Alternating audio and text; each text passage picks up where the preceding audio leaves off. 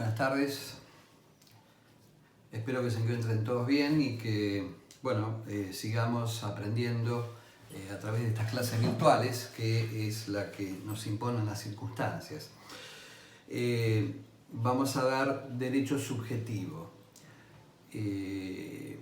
pero antes hacer, como acostumbramos, lo que yo denomino anclaje, que es para saber si hemos aprendido los conceptos que hemos explicado en clases anteriores. Habíamos visto obligación, responsabilidad, pero también habíamos hecho alusión a acto coactivo para diferenciarlo de los otros términos, la sanción, la ilicitud o los otros conceptos. Acto coactivo son aquellos actos que han de llevarse o han de cumplirse aún contra la voluntad del afectado, incluso pudiendo hacer uso de la fuerza pública, ¿no es cierto? Es decir, porque el Estado es el que tiene el monopolio de la fuerza. De modo que esto hay que diferenciarlo con el concepto de sanción, que es la reacción o la consecuencia por la realización de la conducta contraria a la establecida en la norma, ¿sí? ¿Lo recuerdan? La ilicitud, ¿qué es la ilicitud? Es, para Kelsen, la conducta, ya sea acción u omisión, antecedente de la sanción. Hasta ahí. Me preguntaban, creo, en referencia a lo que decíamos de acto coactivo, si había, creo que un alumno preguntó por ahí, si había actos coactivos carentes de, digamos, del carácter de sanción.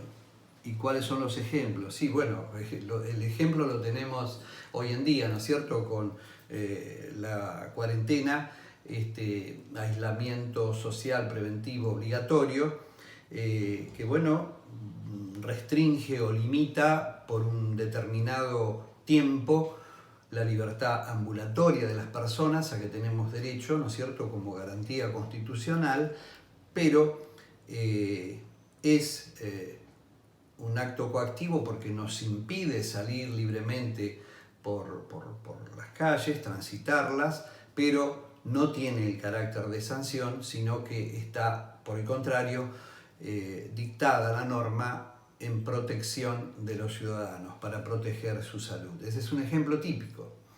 Kelsen da otros ejemplos, da el ejemplo, bueno, de la persona que ha perdido sus facultades mentales y se torna agresivo para sí o para los terceros, pudiendo dañarse a sí mismo o a los terceros. Entonces, la internación coactiva no se da en ese caso tampoco como carácter de sanción, sino en protección de la vida de la persona, ¿no es cierto?, que está enferma.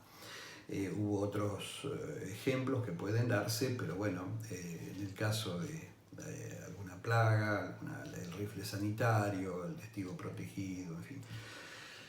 Son conceptos que deben tenerlos ustedes muy claros en lo que hace a lo que explica Kelsen, porque estamos, recordemos, en la unidad 6 de la teoría pura del derecho de Kelsen. Y allí ya habíamos explicado los conceptos de obligación, de responsabilidad. Nos queda el concepto de derecho subjetivo.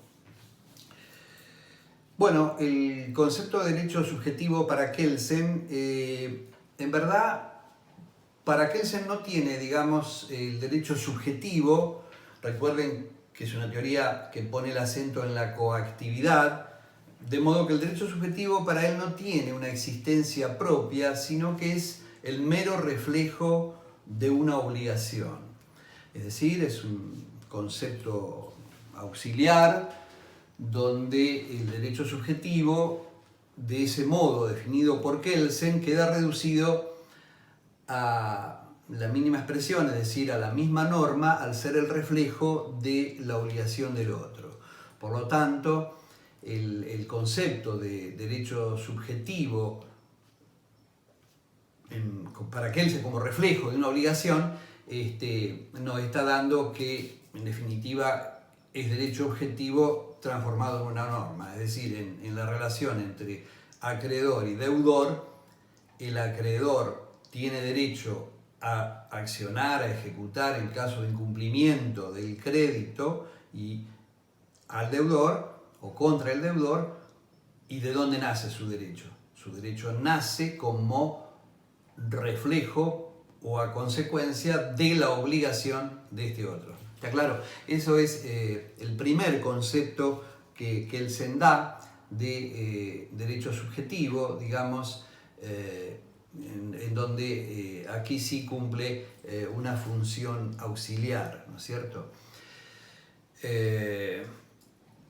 Luego tenemos el derecho subjetivo como aspecto en sentido técnico, digamos, como acción procesal que permite a un sujeto dar, ¿no es cierto?, acción para entablarla ante los tribunales. Es verdaderamente, en esta acepción o concepto que da Kelsen, se trata de un verdadero poder jurídico en sentido técnico, donde el sujeto puede, en caso de incumplimiento del deudor, por ejemplo, recurrir a un tribunal, entablar una acción en demanda del cumplimiento de su crédito. En caso de que la sentencia le resulte desfavorable, puede apelarla, ¿no es cierto? Así que esa es la segunda acepción que tiene o da Kelsen del derecho subjetivo, como acción procesal. ¿Está claro?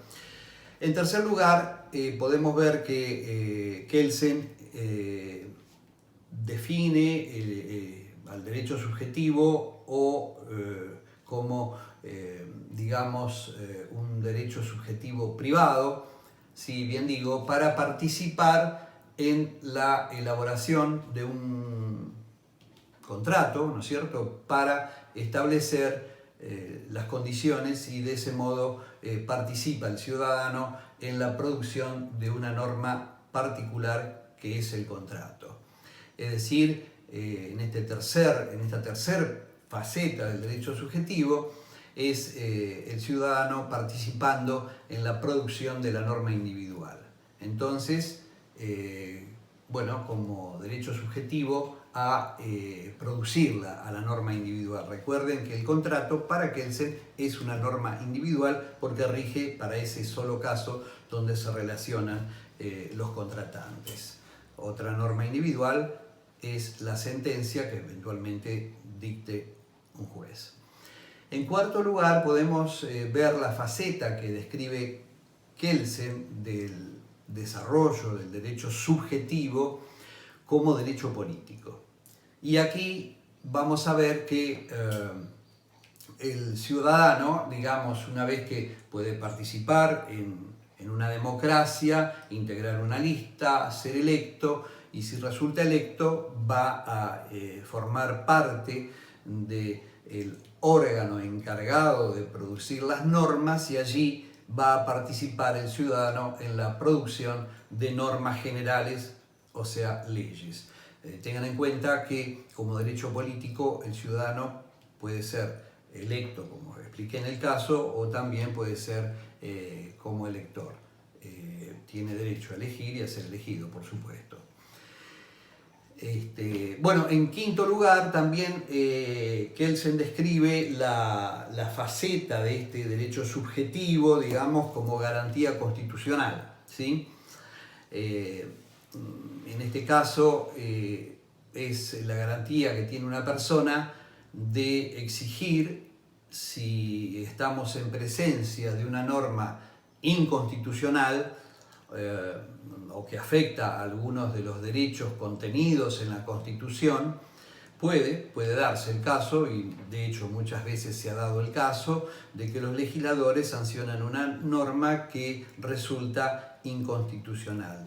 De ese modo, el ciudadano, a través de esta, digamos, verdadera garantía constitucional, puede recurrir a los tribunales y pedir la inconstitucionalidad de la norma. Esa norma no será nula, por supuesto, porque ha estado vigente, sino anulable a través de este proceso de acudir a la justicia en demanda como acción de inconstitucionalidad, ¿no es cierto? Y en sexto lugar, otra faceta que ve Kelsen de cómo ejercer ese derecho subjetivo una persona es cuando habla de una permisión positiva administrativa, ¿no es cierto? Es decir, cuando el orden jurídico bueno, le permite a una persona a establecer, digamos, no sé, cierta actividad, digamos, cumpliendo las condiciones en que puede hacerlo. Por ejemplo, no sé, establecer una farmacia a determinada distancia una de otra. Es decir, son permisiones administrativas que, porque ustedes tengan en cuenta, y ya lo hemos explicado, que el derecho no solo regula conductas, digamos, en sentido positivo, cuando, por ejemplo, cancela una prohibición, ¿no es cierto?, anterior existente, sino también en sentido negativo. Esto lo tienen claro ustedes, ¿no es cierto? Es decir, cuando el orden jurídico no prohíbe la conducta ni la opuesta, es decir, tampoco la decreta, y por lo tanto, al no cancelar ninguna prohibición anterior, el hombre entonces es libre de actuar, y es el concepto del mínimo de libertad de que habla Kelsen, ¿no es cierto?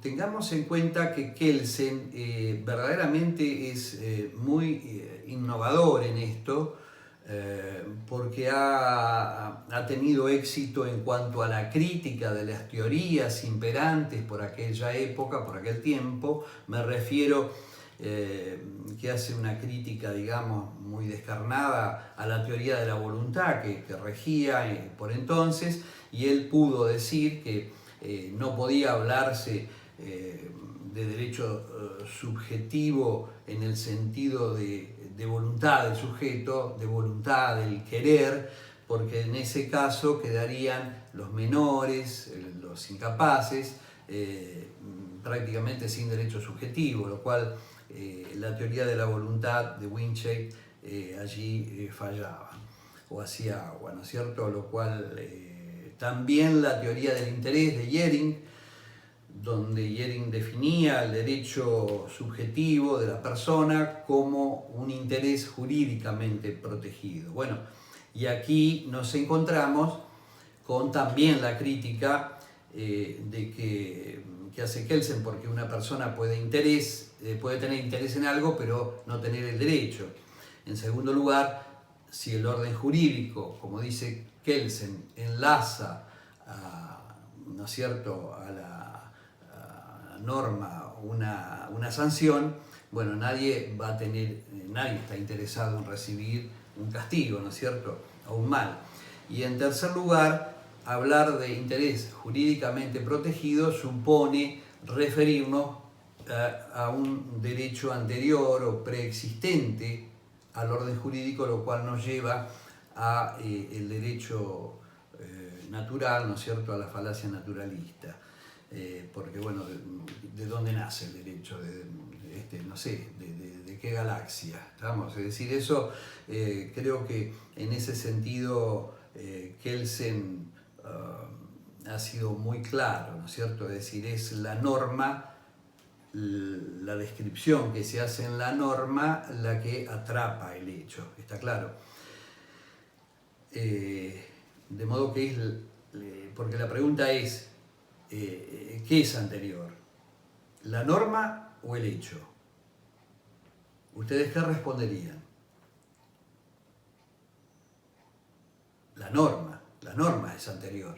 Lo primero es la norma, porque a partir de allí es cuando se describe la conducta, ¿no es cierto? Es decir, la norma dice que esto es un testamento. Bueno, lo dijo antes Vélez, anterior a la reforma del 2015, y rigió desde 1869 hasta el 2015 la forma en que se hacían los testamentos. En el 1 de agosto del 2015, en que entra a regir nuevo Código Civil también establece de qué forma se hacen los testamentos. Bueno, entonces, por supuesto que la norma es anterior, pero yo el hecho lo realizo ahora y tengo que adecuarme a la conducta descrita en la norma. Es decir, la norma es la que determina el marco de explicitación conceptual que atrapa al hecho y lo enmarca para que se cumpla. Es decir, si yo no cumplo con los requisitos que exige la norma, bueno, evidentemente estaré realizando otro acto y no un testamento. Por ejemplo, si sabemos que para realizar un testamento tiene que tener lugar, fecha, la redacción, estamos hablando del testamento hológrafo, de puño y letra del testador, y la firma, la falta de algunos de esos requisitos en el pensamiento, en la intención, en la voluntad del testador, pensaba que estaba haciendo un testamento, pero no encuadraba dentro del marco de explicitación conceptual que da la norma y que exige los requisitos para ser considerado ese acto un testamento. ¿Se entendió? Bueno, en la próxima clase seguimos. Muchas gracias.